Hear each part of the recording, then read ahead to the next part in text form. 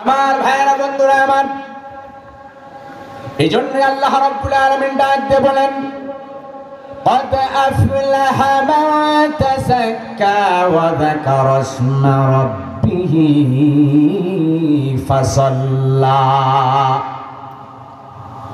ওই ব্যক্তিরাই লাভবান হয়ে গেল, ওই লোকটাই সফল হয়ে গেল, সাকসেস হয়ে গেল, যার ভেতরে তিনটা গুণ থাকবে, তিনটা আমল যে ব্যক্তি করবে, আল্লাহ রাব্বুল আলামিন ওই ব্যক্তির নামটা সফল ব্যক্তিদের নামের তালিকাভুক্ত করে দিবে। কয়টা গুণ থাকবে? তিনটা গুণ যার ভেতরে থাকবে সেই সফল।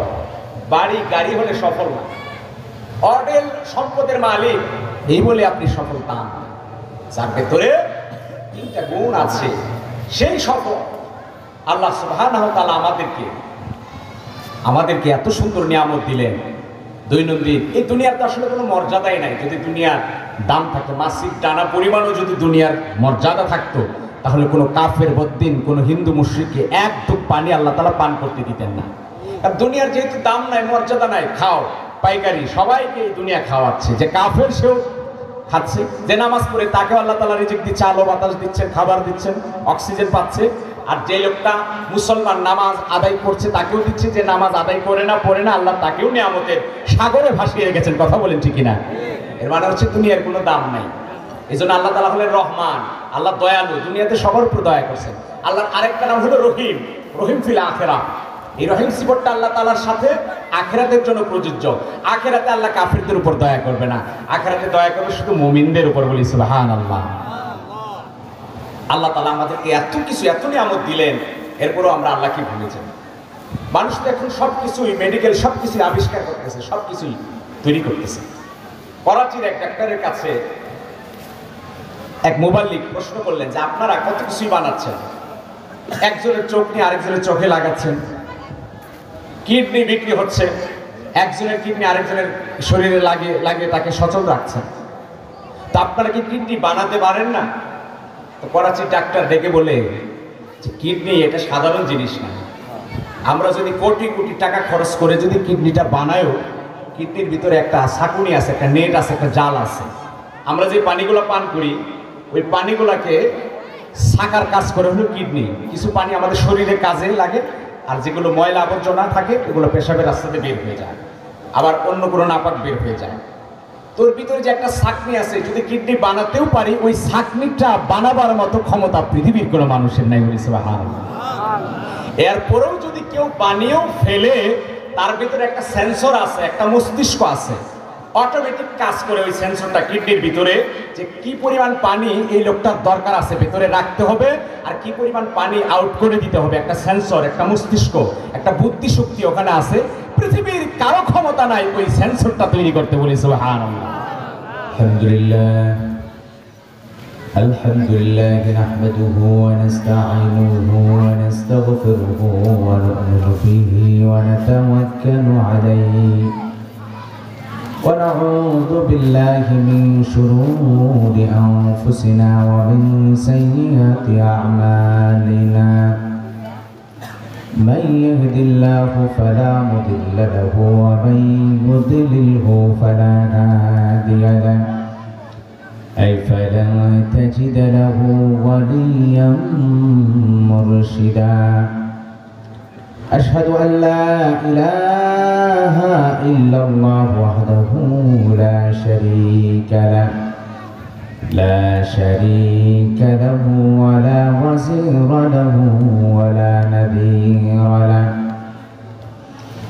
ولا جد له ولا ند له ولا مثل له ولا مثيل له.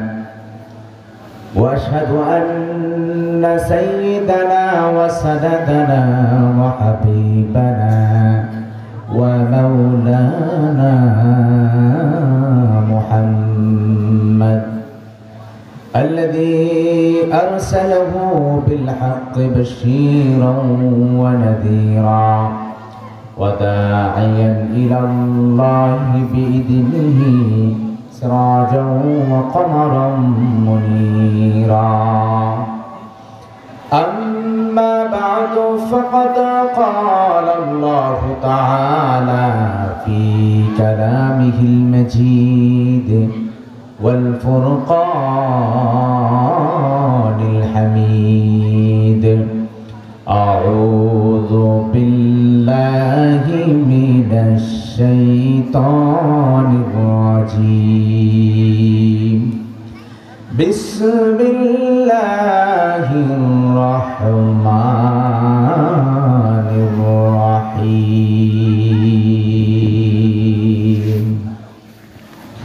قد أفلح من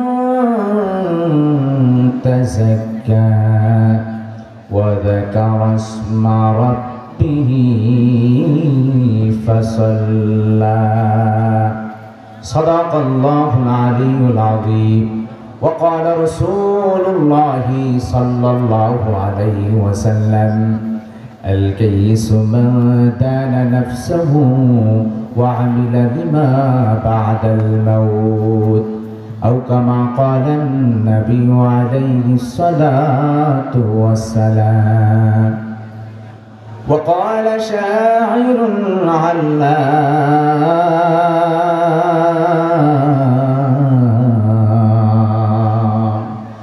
तेरी महबूब की यारब शबाहत लेकर आया हो, हकीकत को तो कर दे में सूरत लेकर आया हो।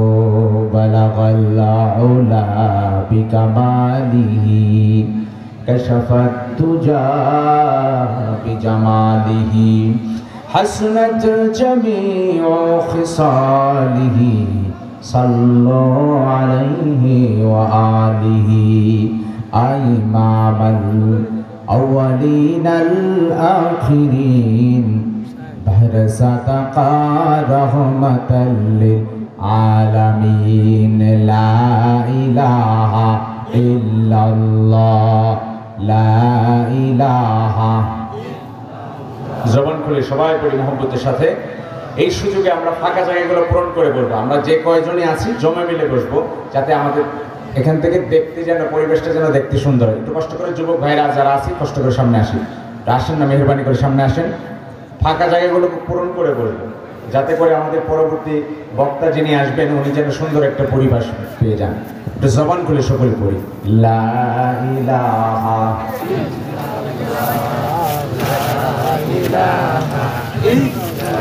মায়া জালে বন্দি হইয়া বান্দা সুখের ঘর,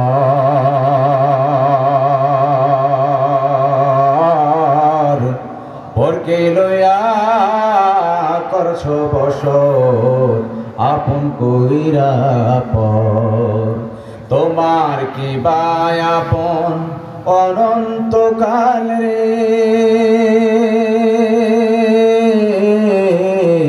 কে বায় আপন অনন্তকাল করলা কারে সাথী।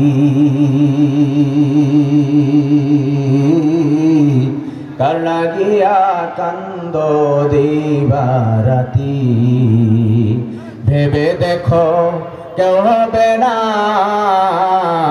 ভেবে দেখো কেউ হবে না তোমার সঙ্গের সাথী। কার লাগিয়া কান্দ দিবারাতি। আলহামদুলিল্লাহ।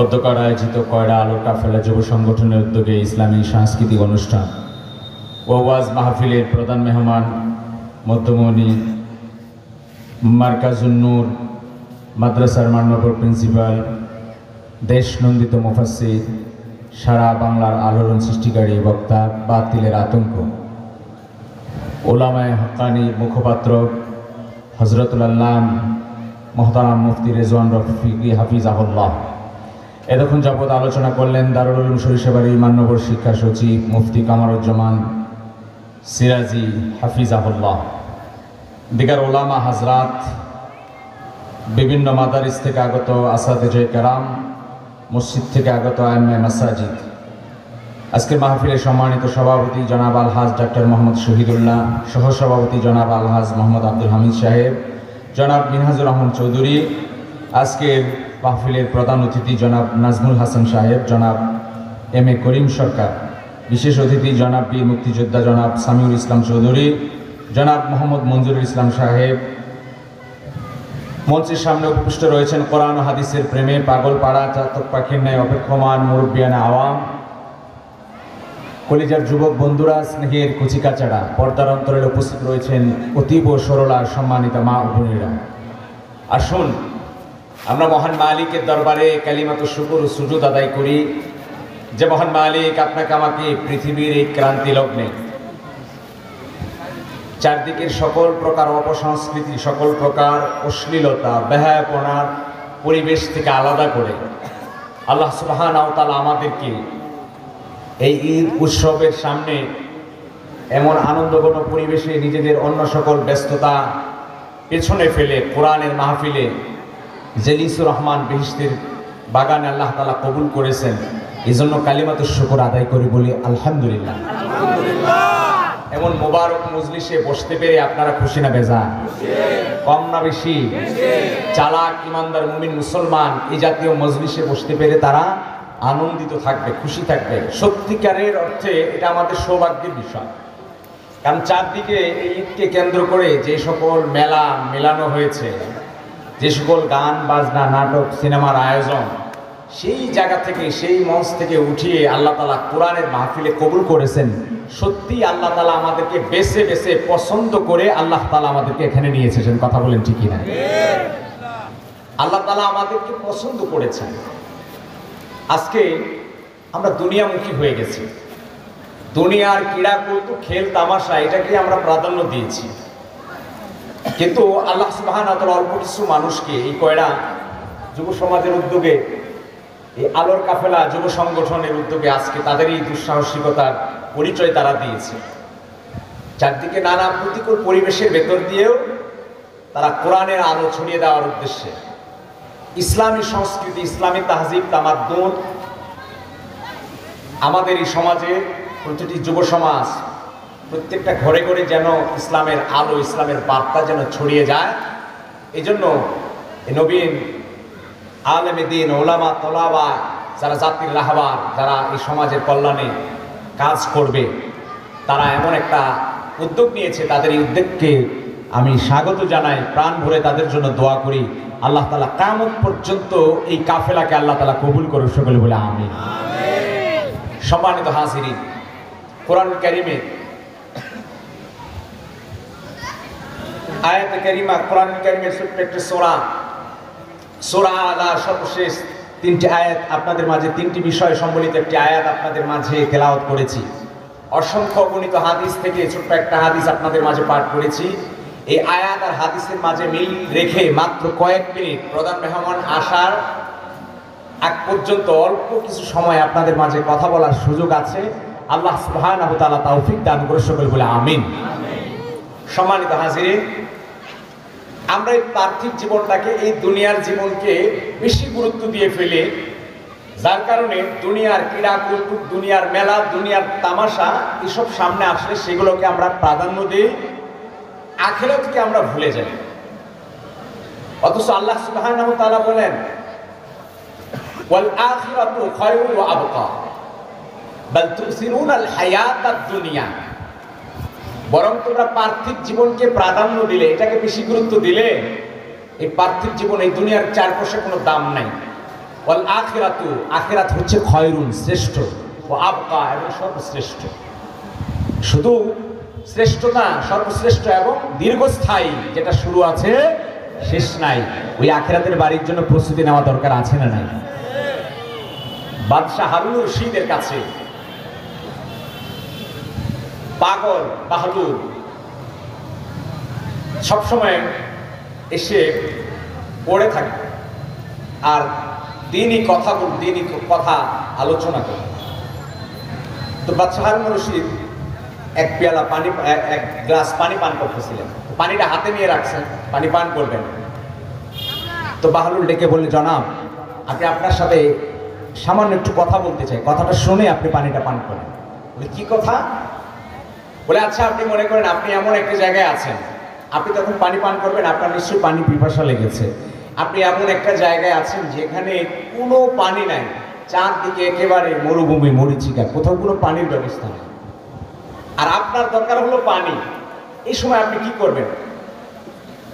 বলে যার বিনিময়ে হোক, যত কিছু হোক, যত কিছুর বিনিময়ে লাগুক না কেন, আমি তো পানির ব্যবস্থাই করব, কারণ আমার পানি পিপাসা লেগেছে। এমনকি আমার গোটা রাজ্যও যদি দিয়ে দিতে হয়, তাহলে গোটা রাজ্য দিয়ে হলেও আমি এক গ্লাস পানির ব্যবস্থা আমি করব। বাদশাহ হারুন রশিদকে এইবার বাহলুল ডেকে বললে, জনাব, তাহলে তো প্রমাণ হয়ে গেল আপনার এই গোটা রাজ্য এক গ্লাস পানিরও সমতুল্য না, কারণ আপনি গোটা রাজ্য দিয়ে দিবেন এক গ্লাস পানির বিনিময়ে। এবার বিসমিল্লাহ বলে আপনি পানি পান করেন। বাদশাহ হারুন রশিদ পানি পান করলেন। এরপর বাহলুল ডেকে বললে, জনাব, আপনাকে আমি আরেকটি কথা বলতে চাই। এই যে পানিটা আপনি পান করলেন, এই পানি সবটুকু তো আপনার শরীরের ভিতরে থাকবে না, কিছু পানি তো বের হয়ে যাবে পেশাবের মাধ্যমে। আপনি মনে করেন আপনার এমন এক পরিস্থিতি হয়ে গেল যে আপনার এই পানি আর বের হচ্ছে না, সারা দিন যায়, রাত যায়, পানি বের হয় না, এসব আটকে গেছে। তখন আপনি কি করবেন? বলে আমি তো চিকিৎসা নেব, প্রয়োজনে আমি ডাক্তার ডাকবো। শুধু তাই নয়, আমি সর্বস্ব বিলীন করে দেব, আমার গোটা রাজ্য দিয়ে হলেও তো ওই পানি বের করতে হবে, কারণ পেশাব আটকে গেলে আমার তো জীবন মরণ প্রাণ অবস্থা হয়ে যাবে, মরণাপন্ন অবস্থা হয়ে যাবে। পেশাব যদি আমার আটকে যায়, তাহলে গোটা রাজ্যও যদি দিতে হয়, তবুও আমি ওই পানিটা আমি বের করার ব্যবস্থা করব। বাদশাহ হারুন রশিদকে বাহলুল ডেকে বলে, জানা, তাহলে বোঝা গেল আপনার ওই নাপাক পানিটার সমতুল্য আপনার গোটা রাজ্য না। এতে প্রমাণ হয়ে গেল আপনার এই রাজ্য, আপনার এই দুনিয়া কোনো কাজে আসবে না, কাজে আসবে আখিরাত। পরকালীন জীবনে আপনার কিছু আমল নিয়ে, কিছু সামানা যদি আপনি নিয়ে যেতে পারেন, সেটাই আপনার বন্ধু হবে, সেটাই আপনার সঙ্গী হবে। কথা বলেন ঠিক কিনা? পরকালীন কিছু আমল করা দরকার আছে না নাই? আমার ভাইয়েরা, বন্ধুরা আমার, এই জন্য আল্লাহ রাব্বুল আলামিন ডাক দিয়ে বলেন, قد أفلح من تزكى وذكر اسم ربه فصلى। ওই ব্যক্তিরাই লাভবান হয়ে গেল, ওই লোকটাই সফল হয়ে গেল, সাকসেস হয়ে গেল, যার ভেতরে তিনটা গুণ থাকবে, তিনটা আমল যে ব্যক্তি করবে, আল্লাহ রাব্বুল আলামিন ওই ব্যক্তির নামটা সফল ব্যক্তিদের নামের তালিকাভুক্ত করে দিবে। কয়টা গুণ থাকবে? তিনটা গুণ যার ভেতরে থাকবে সেই সফল। বাড়ি গাড়ি হলে সফল না, অডেল সম্পদের মালিক এই বলে আপনি সফল তা না।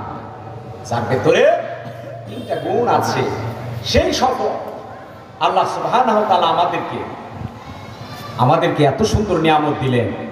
দৈনন্দিন এই দুনিয়ার তো আসলে কোনো মর্যাদাই নাই। যদি দুনিয়ার দাম থাকতো, মাসিক টানা পরিমাণও যদি দুনিয়ার মর্যাদা থাকতো, তাহলে কোনো কাফের বদ্দিন, কোনো হিন্দু মুশরিককে এক টুক পানি আল্লাহ তাআলা পান করতে দিতেন না। আর দুনিয়ার যেহেতু দাম নাই, মর্যাদা নাই, খাও পাইকারি, সবাইকে এই দুনিয়া খাওয়াচ্ছে। যে কাফের সেও খাচ্ছে, যে নামাজ পড়ে তাকেও আল্লাহ তাআলা রিজিক দিচ্ছে, আলো বাতাস দিচ্ছেন, খাবার দিচ্ছেন, অক্সিজেন পাচ্ছে। আর যে লোকটা মুসলমান নামাজ আদায় করছে তাকেও দিচ্ছে, যে নামাজ আদায় করে না পড়ে না, আল্লাহ তাকেও নিয়ামতের সাগরে ভাসিয়ে রেখেছেন। কথা বলেন ঠিক কিনা? এর মানে হচ্ছে দুনিয়ার কোনো দাম নাই।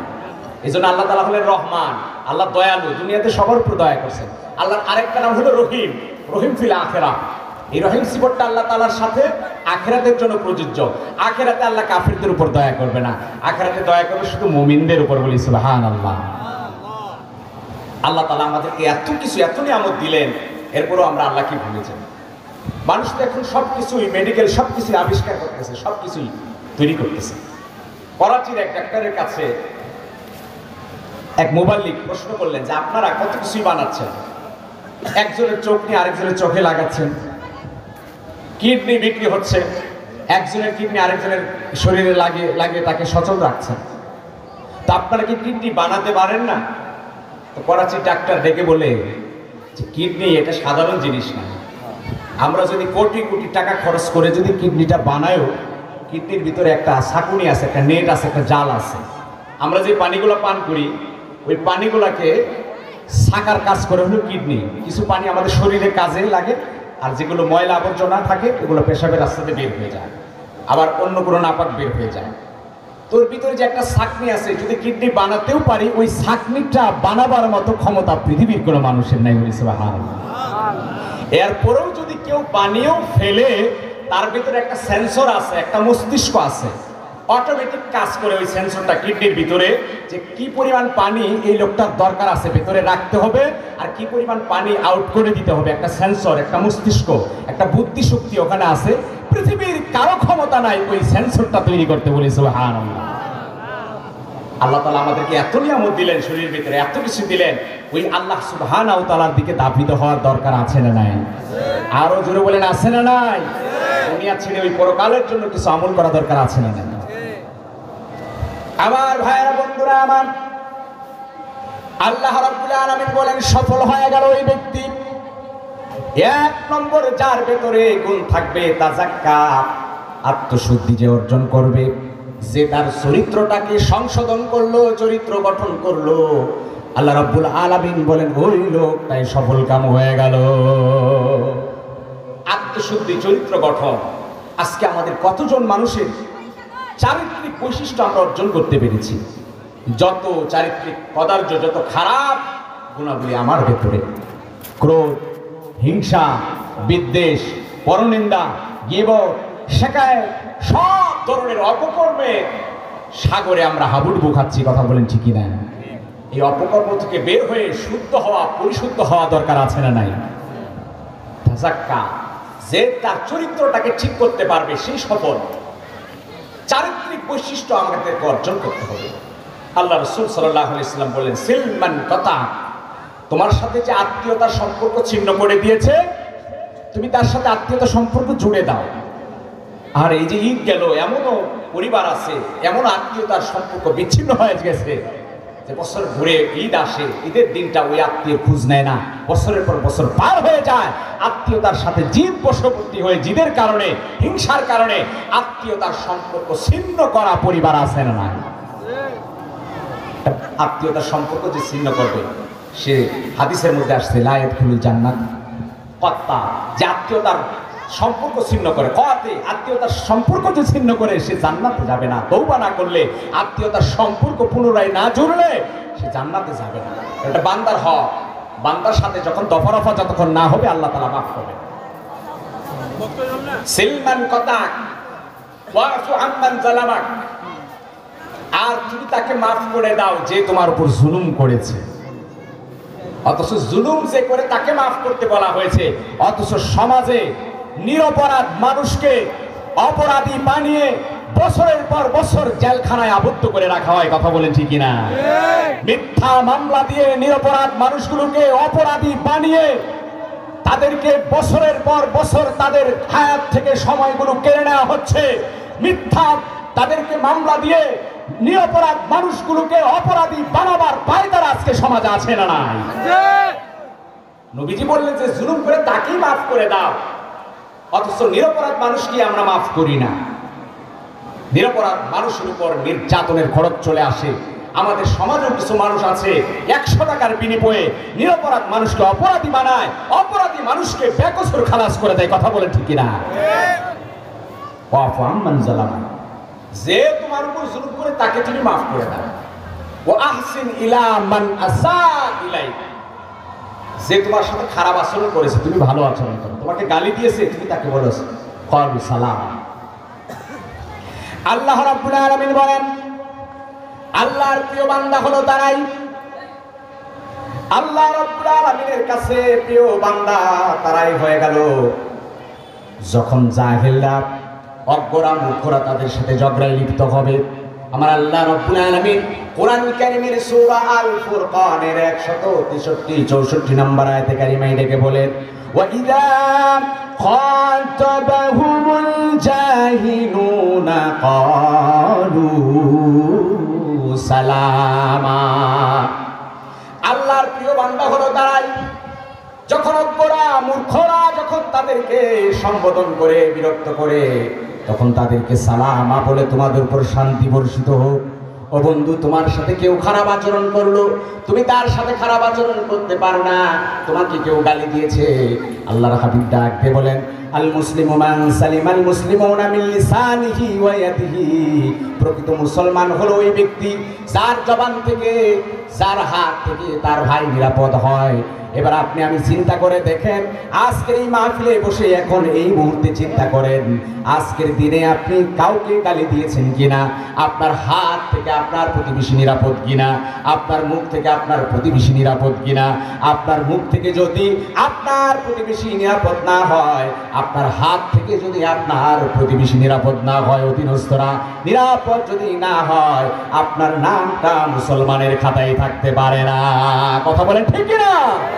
এই জন্য গালি দেওয়া যাবে না, মানুষকে গালমন্দ করা যাবে না, কারো উপর আঘাত করা যাবে না। চারিত্রিক বৈশিষ্ট্যগুলো আমাদের অর্জন করতে হবে। সফল ওই ব্যক্তি যে আত্মশুদ্ধি করলো, যার চরিত্রটা ঠিক করে ফেললো। আল্লাহ নবী, সাহাবা, আজমাইনগণ তাদের রাসূলুল্লাহ সাল্লাল্লাহু আলাইহি ওয়াসাল্লামের সুহবতে নিজেদেরকে পরিবর্তন করতেন, শুধরাতেন।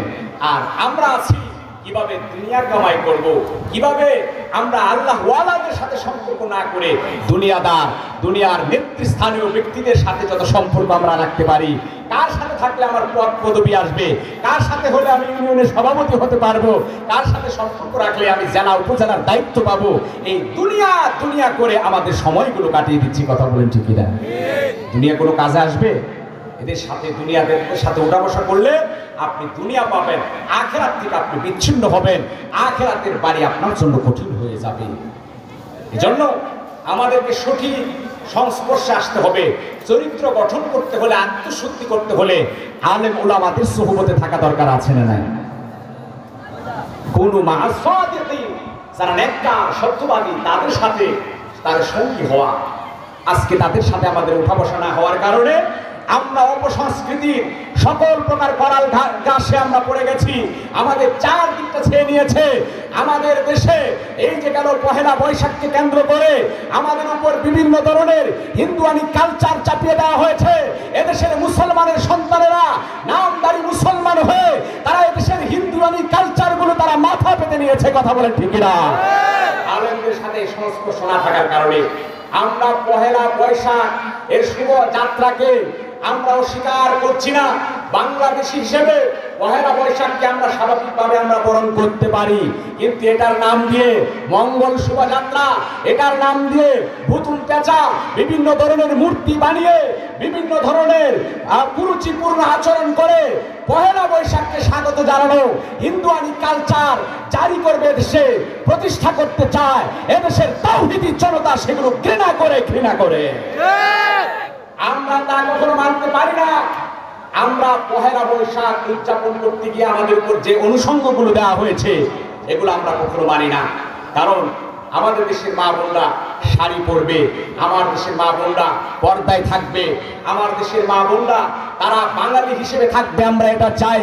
কিন্তু একদিনের শুধুমাত্র বাঙালি পান্তা ইলিশ, এখন ইলিশও না, এখন আজকে পত্রিকায় দেখলাম যে পান্তা আর হলো তেলাপিয়া, ইলিশ খাচ্ছে আমাদের প্রতিবেশী দেশ, আর এই বাঙালি এরা তেলাপিয়ার হচ্ছে কি পান্তা দিয়ে পহেলা বৈশাখ পালন করছে। একদিনের বাঙালি আমরা হতে চাই না।